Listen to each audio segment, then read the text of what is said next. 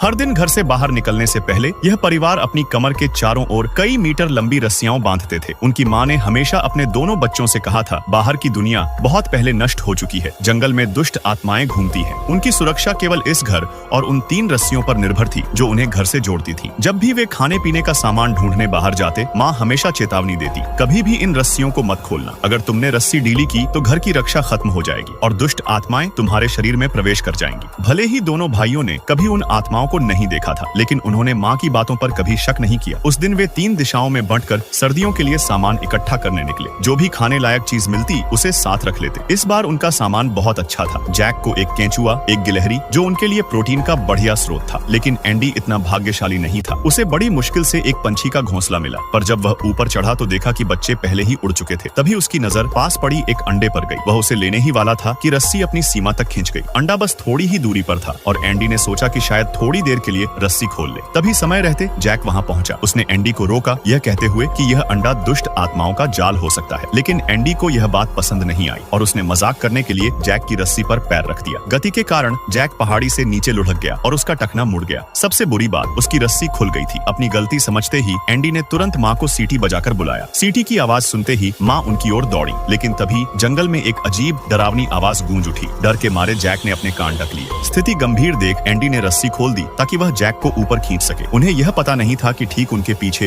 एक दुष्ट आत्मा चुपचाप पास आ रही थी। सौभाग्य से माँ समय पर पहुंच गई, लेकिन उनकी रस्सी भी अपनी सीमा तक खींच चुकी थी। बच्चों को खतरे में देखकर उन्होंने तुरंत अपनी रस्सी काटी और उन्हें ऊपर खींच लिया। दुष्ट आत्मा उनके पास पहुंचने ही वाली थी कि माँ ने फुर्ती से रस्सी समेटी और तीनों को कसकर बांध लिया। किसी तरह वे आत्मा के हमले से बच गए। लेकिन जब एंडी ने ऊपर देखा तो वहाँ आत्मा का कोई निशान नहीं था। पहली बार उसे माँ की बातों पर शक हुआ।